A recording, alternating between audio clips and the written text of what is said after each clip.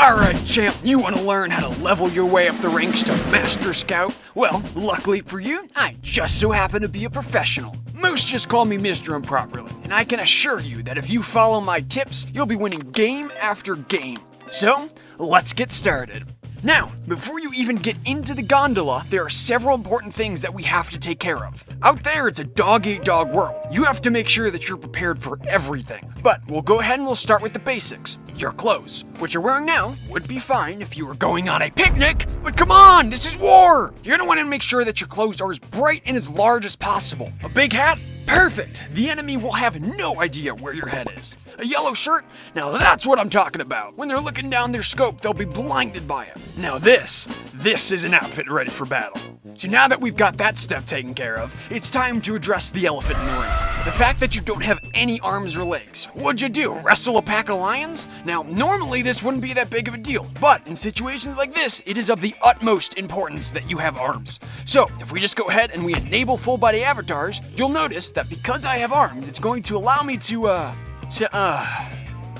is disgusting. Never mind. Ugh, moving along.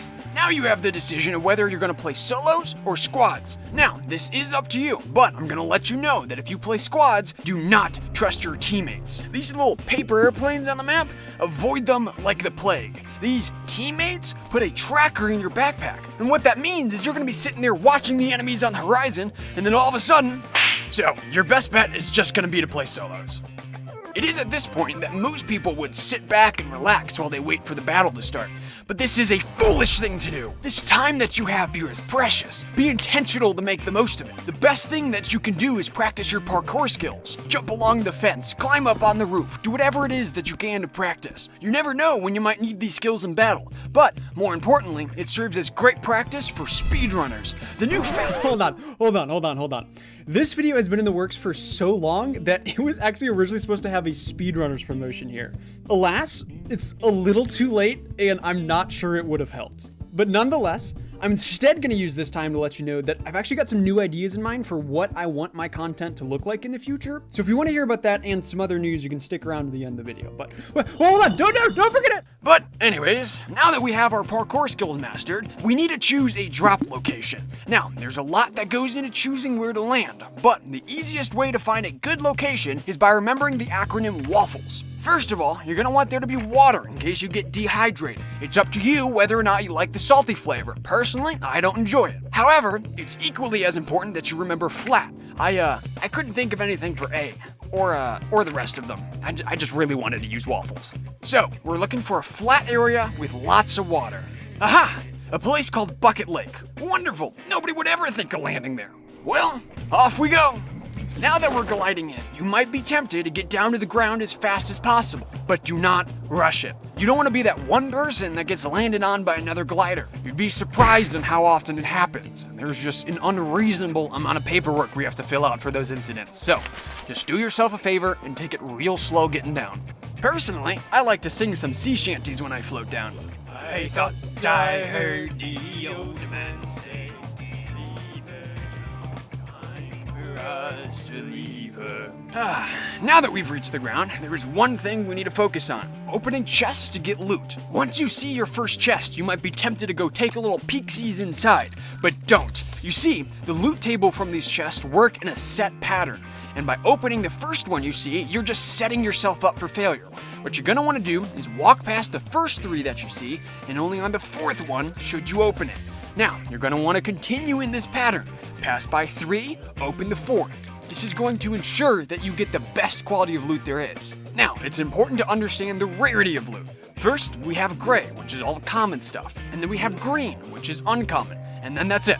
Alright, there's nothing better than the uncommon, so if you ever get a green item, don't bother looking for anything else, because you're not gonna find it. But now let's talk about some of the specific items you may get from the chest. First of all, you have all these little boxes. Now these are filled with various snacks in case you get hungry. However, I am going to warn you now, most of these are filled with healthy snacks, like carrots and apples. Trust me, you can only survive on those for so long. What you're really going to want is the pretzels. These only appear in these types of boxes. So if you want your vitamins and you want to be healthy, you can pick up these other boxes. Otherwise, just take these. Another item that you can find are these potions. Now, these are completely useless as they are. They have this foul-tasting liquid inside, so you're better off just pouring it out and filling it up with the water that you landed next to.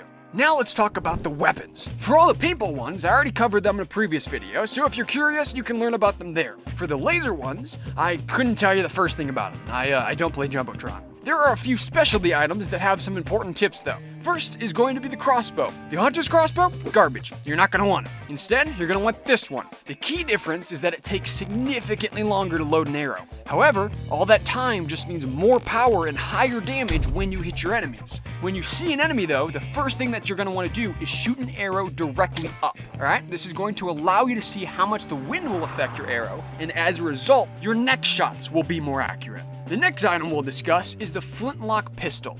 It's pretty self-explanatory how it functions, but if you want to maximize your efficiency with it, it's a little more technical.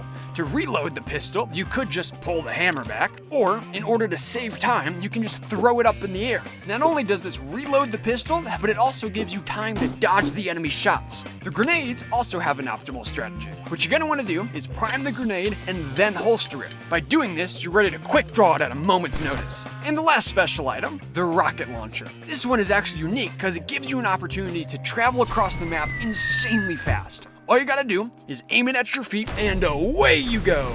So, once you've opened enough chests and you have all the items that you want, it's time to do the most important part of the strategy. You're gonna wanna pick a spot, ideally in a nice flat area, and then you're gonna stay there. Doesn't matter what happens, you don't take a single step. This is going to ensure that the enemies have to come to you, and you'll have the advantage because you're defending your position. When you do see the enemy, best thing that you can do is jump up and swing around your arms. This is going to distract them, and then you'll be able to shoot them down. And the final thing that we need to cover is the bees. If you go ahead and you look at your map, you'll notice that there is this big swarm of bees coming towards your position, and you're allergic, so it's a big problem. However, a good scout always packs what they need, so just pull out your EpiPen and take care of that allergic reaction. I think I forgot it. Well, Scout, you've got all the information that you need to level your way up the ranks. Now get out there and tear up the battlefield. And when your dying enemies ask, just tell them you were trained by Improperly. Good luck, soldier. Alright, so it's been a little bit, hasn't it? Reason being, I've simply lost interest. This YouTube channel has always been a passion project and my creative outlet, so like anything, the desire to pursue it comes and goes. Having a creative outlet, though, is very important in my mind, especially in recent tech development, so long as this form of creativity keeps piquing my interest, I'm going to continue working on it from time to time to keep that part of my brain working effectively. That being said, though, in this bubble of creativity, I no longer really want to pursue Rec Room content. I finished this video because it's been sitting on the back burner for over a year at this point, and I already had poured so many hours of work into it. So now that it's done, probably not going to touch Rec Room for quite some time. I might make some videos in a similar format just about some other VR games, but it's not the plan for right now. The videos that I'm currently working on are vastly different, are going to take a lot of time, and there's a huge learning curve for me. So they're going to be a while. The only thing I'll mention right now is it's going to heavily involve music. But alas, I'm going to go venture north and see what tales are being sung. And who knows, maybe in due time I'll find something epic. But we'll see. Stay creative.